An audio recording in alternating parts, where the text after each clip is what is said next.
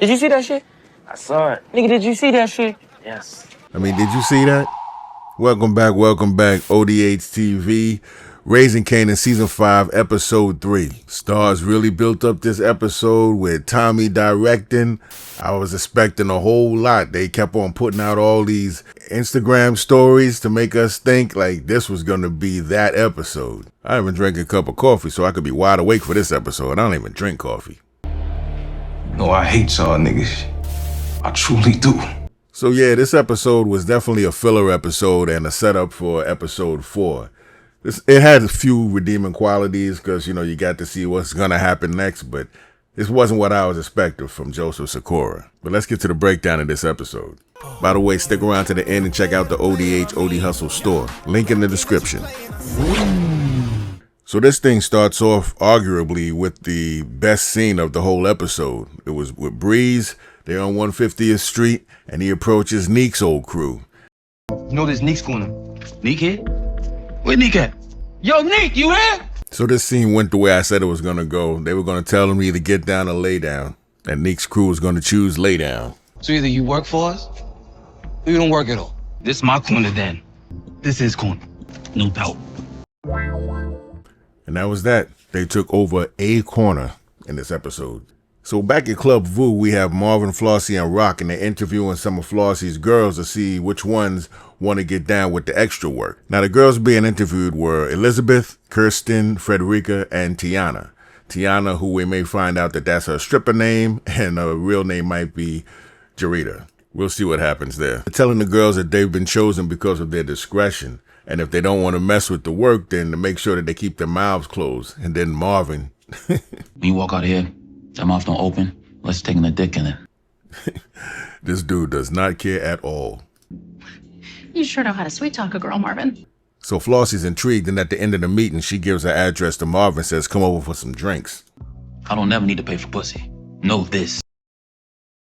Like we remember from last episode, Jukebox went to Detective Garcia's house to take him out, but didn't because his wife had to go to the hospital and they were with the kids. She waited till the next day, and here he is coming home. So after she tells him to leave her family and her friends alone, she makes a proposition saying, I can help you pay your bills, but you can help me out in return. He tells her to never come around here again, but she says, but you didn't say no. So at a later time, Jukebox is coming out of the house, and who's waiting for her? Detective Garcia. Tells her to get in the car, gives her a piece of paper with his price on it. She has officially flipped him, but she's got to pay him now.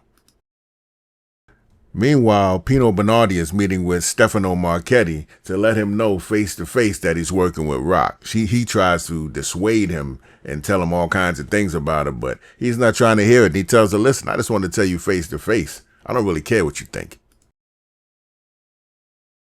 But then we have this scene over at Lamont's Diner with Kanan and Jukebox, and she's asking him what's going on. We haven't talked about what happened with Lou. He's really not saying anything. She's asking him who he thinks took out Crystal. He says he doesn't know. He doesn't think that his mother took out Famous.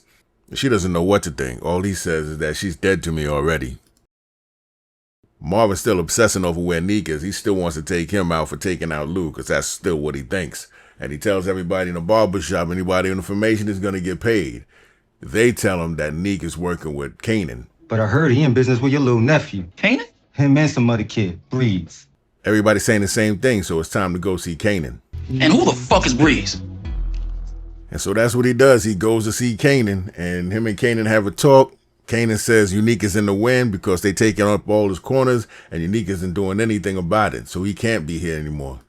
And that's when Kanan offers Marvin a job, and Marvin flips out, tells him he'll never be as gangster as him. But Kanan stays calm and pretty much tells him he's got to go because he's got money to make. Stay up, gangster.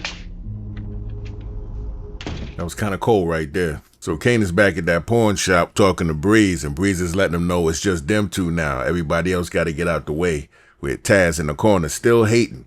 Like Black from Belly, he's definitely setting up his own demise. At the same time, Rock trying to sell her strip mall to get some money to put into her new business. The real estate guy says he has an overseas buyer that pays strictly cash. I guess we'll see who that is in the next episode. Juke goes back to that bar and hooks up with that girl that she was with in the bathroom in season 4. And after they're done, they agree to keep the relationship casual. Stefano meets with Kanan to let him know that his mother's doing business in Manhattan. But Kanan's like, so if she's not in Queens, it don't matter. But Stefano's ego is hurt, so he wants something done about it. So Marvin goes to Flossie Siegel's house and they talk really about nothing. I'm not even sure where this was going. Except the fact that she compliments him on his ability to take orders from women. So this could be some kind of setup in the making, the same way Stefano used Marvin and had him working for him. She even gave him a kiss when he was leaving. Probably should have hit it real quick. Snaps and Pops have a meeting with Breeze back at their spot, and they seem real nervous about where Neek is, wondering if he's really gone and not or if he's dead. Almost as if they worried about Neek popping back up because maybe he knows something that no one else knows. Like who took out all Kanan's friends. So Taz is delivering the pills to Breeze's white boys. They show up, the deal's going good until one of the dudes says, "Hey man, I heard you getting pushed aside. I thought you were fired. We know that Breeze got this new guy." Fuck you talking about? We heard Bree's been playing you to the left as some new kid. Taz goes crazy, starts beating one of them up. He's gonna die. Only question is how. I still think Breeze might put this guy in a fight club and make him fight to the death. Now this scene, Rock sends some of her people to go do a drive-by on one of Kanan's corners. I don't get this move. I hope they don't make this like the last 2 seasons of Power where they just had everybody doing the dumbest things they could think of. This scene here between Jukebox and Marvin was just too mushy to believe Marvin's gonna stay alive. All they talked about is how much they loved each other and how much they have each other's backs. Go watch the scene.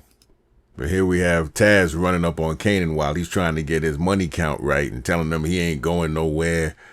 Crazy stuff. This dude knows what kind of guy Breeze is, but you still running up. Fuck you, Kanan. Anyway, here's a drive-by that Rock set up for one of Kanan's corners. Crank on the corner with a gun. And he the only one shooting back. So since after the mushy scene with Jukebox and Marvin, Jukebox told Marvin she wants to stay close to him, she wants to work with him, so he hooks her up, pretty much managing where and when the girls have to do their work. So Tiana comes in, Jukebox shows her where to go get the work. She takes it to a high-end customer in some building. Looks like some lawyer's office where they complete the transaction. She gets her money.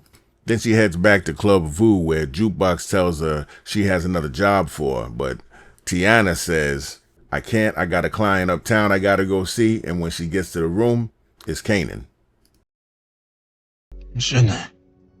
Whatever you want it to be.